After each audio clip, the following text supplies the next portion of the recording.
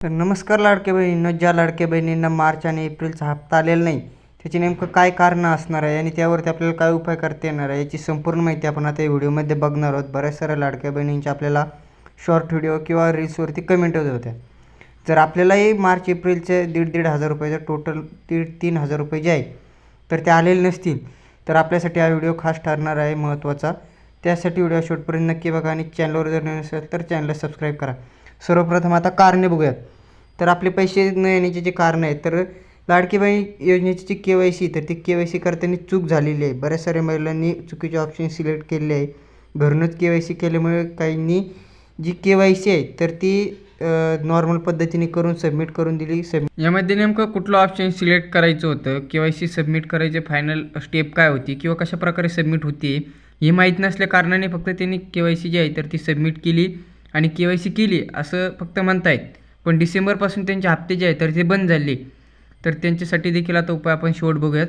त्या अगोदर जर आपण कोणाकडे डॉक्युमेंट KYC दुरुस्तीसाठी दिलेले असतील, यामध्ये अंगणवाडी सेविका असेल किंवा आपण महिला व बालविकास कल्याण विभागामध्ये कुठे जरी आपण डॉक्युमेंट दिले असतील तर त्याचा स्टेटस बघा. आपले जे लाडकी बहीण अकाउंट आहे किंवा जे पात्रता निकष आहेत त्यानुसार आपण परत आपलं जे अकाउंट आहे तर ते सुरू करून घेतलेलं आहे का किंवा KYC कंप्लीट करून दिलेली आहे का त्यांनी, याची खात्री करून घ्या. त्यानंतर सर्वात महत्त्वाचं म्हणजे बँकेला आधार कार्ड जे आहे तर ते लिंक नसणं किंवा DBT ट्रान्सफर जे आहेत, जे अकाउंट आपण लाडकी बहीण योजनेसाठी दिले तर त्यामध्ये एनेबल नसणं म्हणजे बंद असणं किंवा कुटुंबातील 2पेक्षा अधिक महिला योजनेचा लाभ घेत आहे आणि नंतर ज्यावेळेला KYC व्हेरिफिकेशन सुरू झालं त्यावेळेला असे निदर्शनास आले की एका कुटुंबातील 2पेक्षा अधिक महिला ज्या आहेत तर त्या या योजनेचा लाभ घेत आहेत.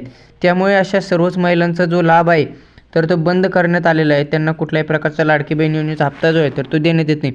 आता काही KYC जे आहे तर ते उशिरा झाले, काही डॉक्युमेंट सबमिट करून KYC कंप्लीट केल्या, त्या कारणाने KYC व्हेरिफिकेशन होताना टाईम लागलेला आहे.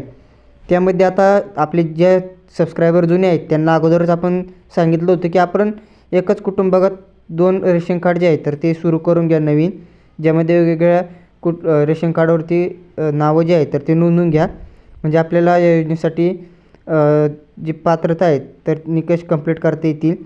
त्यानंतर बँक अकाउंट जे आहे तर ते DBT ट्रान्सफर अनेबल आहे का तर ते बघून घ्या, सर्वात महत्त्वाचं. आणि सर्व करून जर आपल्याला आपलं स्टेटस जे आहे पैसे आले की नाही तर ते कसं चेक करायचं, तर खाली लिंक दिली आहे त्या लिंकवरती क्लिक करा. ID पासवर्ड या ठिकाणी टाकून घ्या, कॅप्चा टाका. ज्यावरती लाडकी बहीण योजनेचा आपण अर्ज करतो त्याचा जुना लॉगिन ID ते लॉगिन करून घ्या, म्हणजे आपण ज्या अकाउंटवरून अर्ज केला आहे ते दिसेल.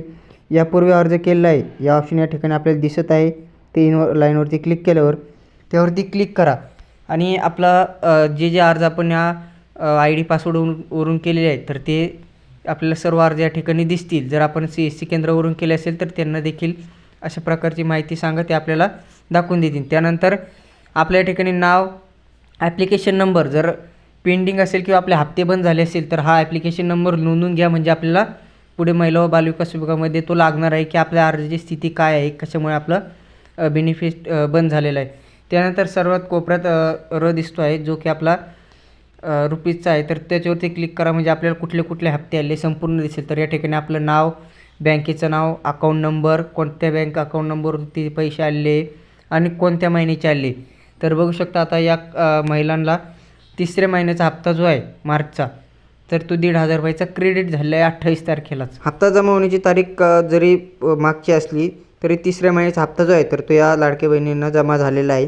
आता ज्या महिलांनी सर्व निकष म्हणजे पात्र आहेत योजनेसाठी तर अशा महिलांनी आपलं बँक अकाउंट एकदा चेक करा किंवा अशा प्रकारे स्टेटस जे आहे तर ते ऑनलाईन चेक करा. त्यानंतर सर्वात महत्त्वाचं म्हणजे आपण महिला व बालविकास विभागामध्ये जाऊन आपले आधार कार्ड, बँक पासबुक जे संपूर्ण डॉक्युमेंट अर्ज करताना दिले तर ते डॉक्युमेंट घेऊन तिथून आपली KYC कंप्लीट आहे का आणि जो ॲप्लिकेशन नंबर या ठिकाणी दिसलेला आहे, मी आता सांगितला होता आपल्याला, तर तो घेऊन जा आणि आपल्या जे स्टेटस आहे लाडकी बहीण योजनेचं तर ते बघा. त्यामध्ये आपण जर पात्र असाल तर आपल्याला संपूर्ण हप्ते जे आहेत तर ते या ठिकाणी भेटणार आहेत. आता 30 तारखेपर्यंत जे पैसे आहेत तर ते येत आहेत. काही लाडक्या बहिणींना पुढील 2 ते 3 दिवसामध्ये त्यांचा हप्ता जो आहे तर तो क्रेडिट होईल. पण सर्वात महत्त्वाचं KYC करणं महत्त्वाचं आहे. बऱ्याच साऱ्या लाडक्या बहिणींनी लाडकी बहीण KYC म्हणून बँकेचीच KYC केली असं निदर्शनात देखील आलेलं आहे. तर अशा चुका टाळा.